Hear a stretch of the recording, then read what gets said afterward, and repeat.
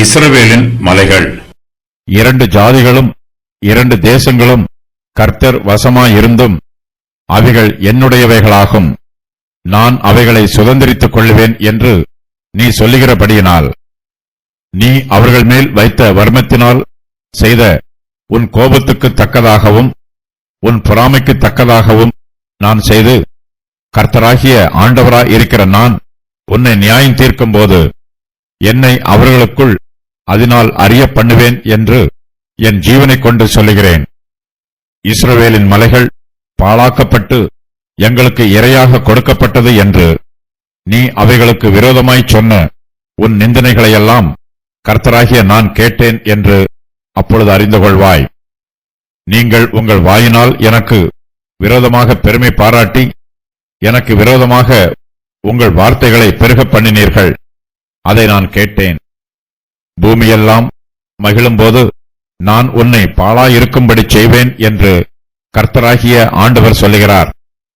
இஸ்ரவேல் வம்சத்தாரின் சுதந்திரம் பாழாய்ப்போனதைக் கண்டு மகிழ்ந்தாயே, உனக்கும் அப்படியே சம்பவிக்கச் செய்வேன். சேயீர் மலையே, ஏதோமே, நீ முழுதும் பாழாவாய். அதனால் நான் கர்த்தர் என்று அறிந்து கொள்வார்கள் என்று உரைத்தார் என்று சொல்லு. கர்த்தர் ஏதோமியரின் பாவத்தை இங்கே தொடர்ந்து சொல்லுகிறார். அவர்கள் தேவனுடைய ஜனத்திற்கு விரோதமாக தீங்கு செய்தார்கள். கர்த்தருடைய ஜனத்திற்கு விரோதமாக ஏராளமான ஜாதியார் எழும்பி வருகிறார்கள். எத்தனை பேர் நமக்கு விரோதமாக வந்தாலும் கர்த்தரே நமக்கு பாதுகாப்பாய் இருக்கிறார். நம்மை தொடுகிறவர்கள் நம்மை பாதுகாக்கிற கர்த்தரின் கண்மணியை தொடுகிறார்கள். கர்த்தர் நம்மை தம்முடைய உள்ளங்கையில் வரைந்திருக்கிறார். கல்தேயர்கள் எருசலேமுக்கு விரோதமாக முற்றுகை போட்டார்கள். யூதாவின் மனுஷரையும் எருசலேமின் கொடிகளையும் பட்டயத்தினால் வெட்டி போட்டார்கள். இஸ்ரவேல் வம்சத்தார் வேதனைகளையும் உபத்திரவங்களையும் அனுபவித்த போது ஏதோமியர் மிகவும் சந்தோஷப்பட்டார்கள். கல்தேயர்கள் இஸ்ரவேலரை சங்காரம் பண்ணுவதை பார்த்து ஏதோமியர்கள் மகிழ்ந்து களிகூர்ந்தார்கள். இஸ்ரவேல் வம்சத்தாரோ தங்களை பட்டயத்தினால் வெட்டி போடும் கல்தேயரையும் பார்க்கிறார்கள். தாங்கள் அழியும் போது சந்தோஷப்படுகிற ஏதோமியரையும் பார்க்கிறார்கள். கர்த்தர் அவர்களை நியாயம் விசாரிக்க வேண்டும் என்று இஸ்ரவேல் வம்சத்தார் கர்த்தரிடத்தில் விண்ணப்பம் பண்ணுகிறார்கள். கர்த்தர் அவருடைய ஜெபத்திற்கு பதில் கொடுக்கிறார். கர்த்தாவே, எருசலேமின் நாளில் ஏதோமின் புத்திரரை நினையும். அவர்கள் அதை இடித்து போடுங்கள், அஸ்திவாரம் மட்டும் இடித்து போடுங்கள் என்று சொன்னார்களே. சங்கீதம் 137:7.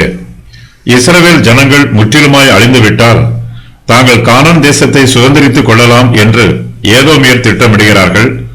இதனால் இஸ்ரவேலரின் அழிவை பார்த்து ஏதோமியருக்கு சந்தோஷம் உண்டாயிற்று. ஏதோமியர் மற்றவர்களுடைய மரணத்தை விரும்புகிறவர்கள், மற்றவர்கள் அழிந்து போவதை பார்த்து சந்தோஷப்படுகிறவர்கள். இக்காலத்திலும் ஒரு சிலரை ஏதோமியரின் ஆவி ஆளுகை செய்கிறது. ஏதோமியரைப் போலவே இவர்களும் பிறருடைய துக்கத்தை பார்த்து சந்தோஷப்படுகிறார்கள். இவர்களுக்கு போட்டியாக யாராவது தொழில் செய்து நஷ்டம் அடைந்து விட்டால் இவர்கள் மிகவும் சந்தோஷப்படுவார்கள். தங்களுடைய தொழிலுக்கும் வியாபாரத்திற்கும் போட்டியாக ஒருவரும் இல்லை என்று ஆணவமாய் இருப்பார்கள். கர்த்தர் இஸ்ரவேல் வம்சத்தாருக்கு கானான் தேசத்தை சுதந்திரமாக கொடுத்திருக்கிறார்.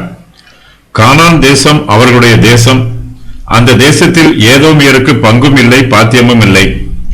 கானான் தேசத்தை அபகரிக்க நினைக்கிறவர்கள் கர்த்தருடைய சித்தத்திற்கு விரோதமாக யுத்தம் பண்ண வேண்டும்.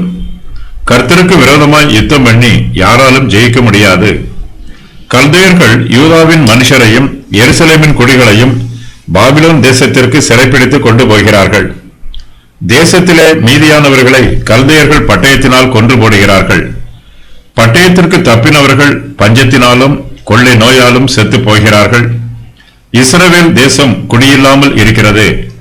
கானான் தேசத்தில் குடியில்லாமல் இருப்பதை பார்த்து ஏதோமியர்கள் சந்தோஷப்படுகிறார்கள். வெறுமையும் பாழுமாய் இருக்கிற கானான் தேசத்திலே தாங்கள் வந்து குடியேறலாம் என்று ஏதோமியர்கள் நினைக்கிறார்கள். 2 ஜாதிகளும் 2 தேசங்களும் கர்த்தர் வசமாய் இருந்தும் அவைகள் என்னுடையவைகள் ஆகும், நான் அவைகளை சுதந்திரித்துக் கொள்ளுவேன் என்று ஏதோமியர்கள் சொல்லுகிறார்கள். இதனால் கர்த்தருடைய கோபம் ஏதோமியருக்கு விரோதமாய் வருகிறது. கானான் தேசத்திலே இஸ்ரவேல் ஜனங்கள் குடியேறாமல் போனாலும் கர்த்தர் அங்கே வாசம் பண்ணுகிறார். கர்த்தருடைய பரிசுத்த பிரசன்னம் கானான் தேசத்தில் இருக்கிறது. ஏதோமியரின் கண்களுக்கு கானான் தேசத்திலே இஸ்ரவேல் வம்சத்தார் குடியிருக்கவில்லை என்பது மாத்திரமே தெரிகிறது. அந்த பரிசுத்த கானான் தேசத்திலே இஸ்ரவேலின் தேவனாகிய கர்த்தர் வாசம் பண்ணுகிறார் என்பது ஏதோமியருக்கு தெரியவில்லை. ஏதோமியர் இஸ்ரவேல் வம்சத்தார் மீது பொறாமைப்படுகிறார்கள்.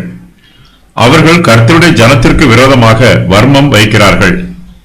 இதனால் கர்த்தருடைய கோபம் ஏதோமியர் மேல் வருகிறது.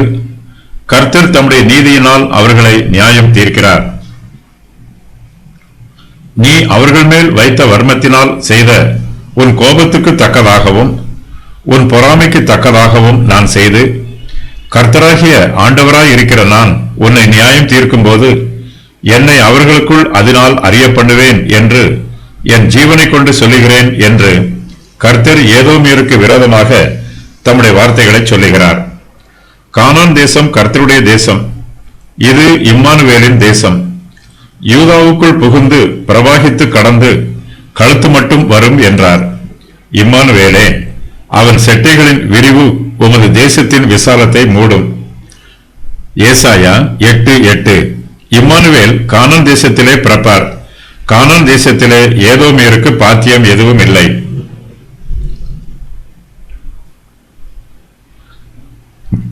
ஏதோமியர்கள் இஸ்ரவேலுக்கு விரோதமாக தீங்கு நினைக்கிறார்கள்.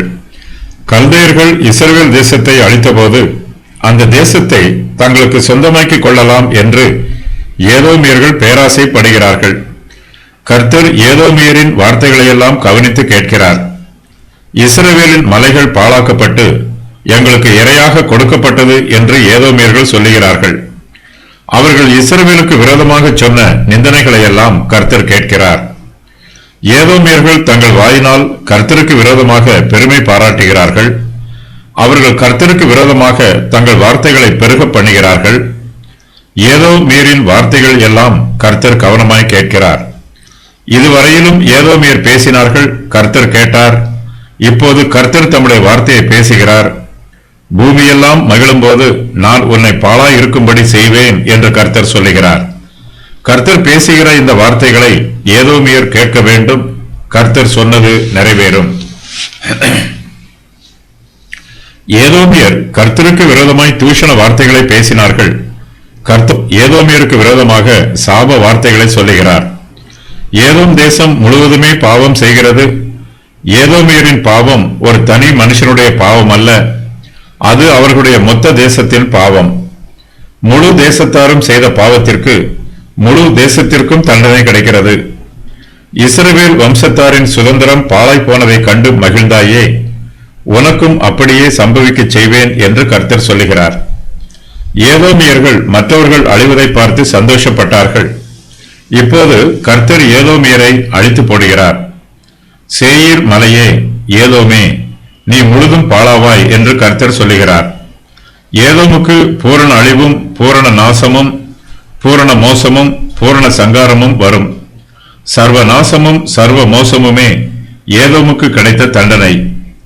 ஏதோமியர்கள் சர்வ நாசமாகும் போது இஸ்ரவேலின் பரிசுத்தரே தேவனாகிய கர்த்தர் என்பதை அறிந்து கொள்வார்கள்.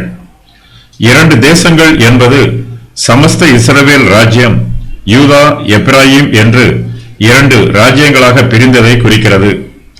இஸ்ரவேலுக்கு விரோதமாக வைத்திருக்கும் வர்மத்தையும் கோபத்தையும் பொறாமையையும் அவர்கள் தமக்கு விரோதமாக வைத்திருப்பதாக கர்த்தர் கருதுகிறார்.